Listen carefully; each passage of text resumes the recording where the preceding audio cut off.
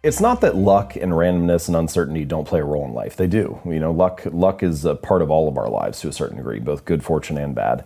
But by definition, you don't have control over luck. And your habits also matter. And I think that the reason they're so worthwhile to focus on and understand is that they are the portion of your life that you can influence that also determines your outcomes. It's not just luck, it's not just habits, but one of those you have control over. And so it makes sense. The only reasonable strategy is to focus on what you can control. If you spend all of your time focusing on things you can't control, then you're just going to end up frustrated. And so I think habits are maybe the best lever for that. Talent and genes, they play a role, and it's important. People have natural predispositions to things that make them better. But what you find is that nearly always when someone is a great performer in a particular domain, they are both well suited, so naturally talented or have some kind of predisposition to that area, and well trained. And so even if you are talented, you can't succeed without having great habits to execute and to fully realize the potential that you have. Your outcomes in life are often a lagging measure of your habits. Like a lot of the time people talk about, I want to have more money, or I want to lose weight, or I want some kind of result. But the truth is, your bank account is a lagging measure of your financial habits. Your weight is a lagging measure of your eating habits. Your knowledge is a lagging measure of your learning and reading habits. And so it's actually, we think the thing that needs to change is the bank account or the test score or the number on the scale, but actually the thing that needs to change are the habits that precede those outcomes. Every action you take is kind of like a vote for the type of person you want to become. And if you can master the right actions, if you can master the right habits, then you can start to cast votes for this new identity, this desired person that you want to be. And I think that's one of the reasons why small habits matter so much. They don't necessarily transform your life overnight, right away. Like doing one push-up does not transform your body, but it does cast a vote for being the type of person who doesn't miss workouts. Or meditating for 1 minute might not give you an immediate sense of calm in your life, but it does cast a vote for being a meditator. The real goal is not to run a marathon. The goal is to become a runner. The goal is not to write a book. The goal is to become a writer.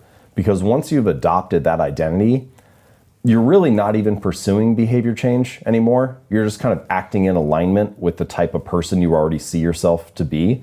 It's kind of like true behavior change is really identity change. Because once you've changed that internal story, it's way easier to show up each day. You're not even really motivating yourself that much to do it. You're just like, this is who I am now.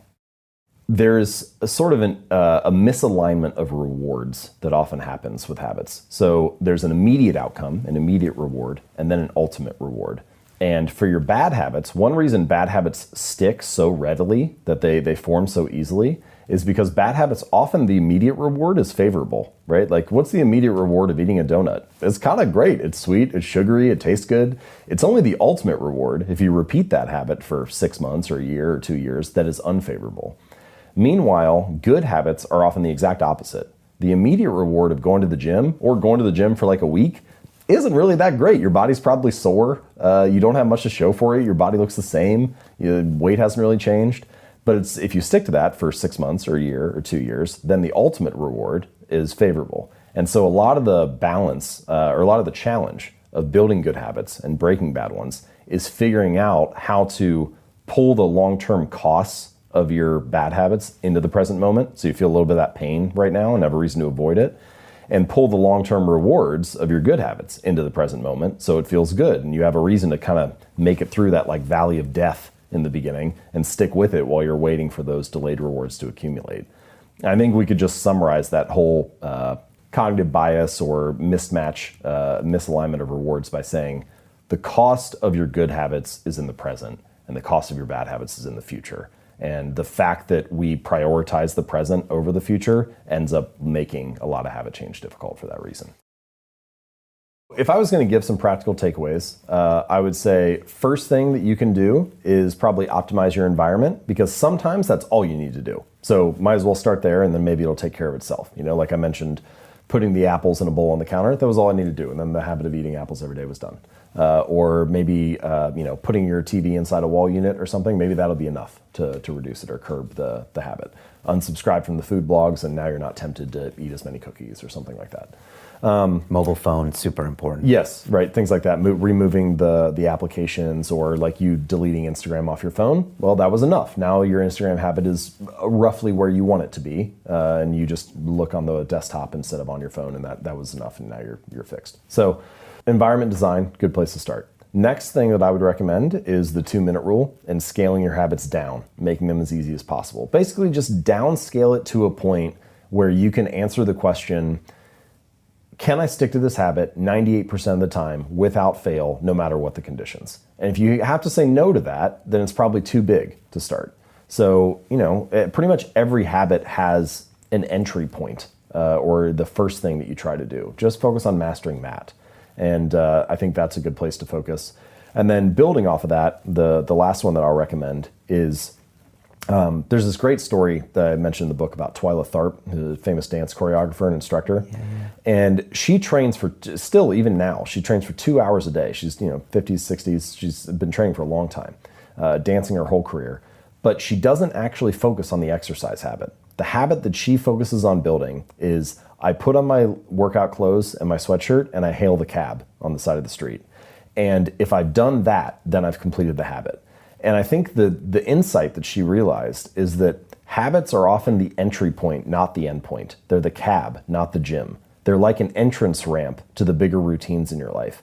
And if you can master that habit, that like little decisive moment that determines what happens in the next chunk of time, then the rest of it kind of falls in line. Like, I have this moment each morning where either I open up Evernote and I start writing the next article I'm going to work on, or I go to ESPN and I check the latest sports news.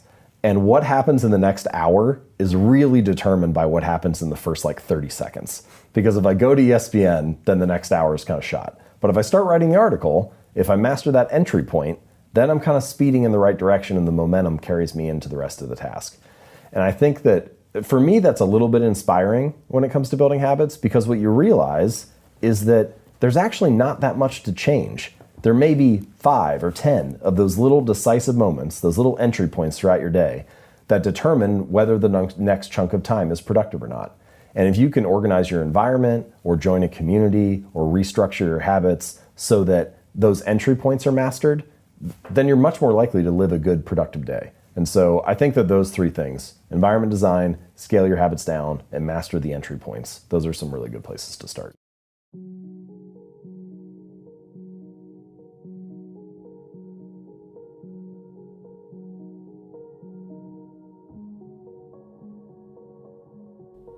The information in this video comes from the fantastic book Atomic Habits by James Clear. This book is jam-packed with simple tools that you can apply to change your habits and dramatically improve your life.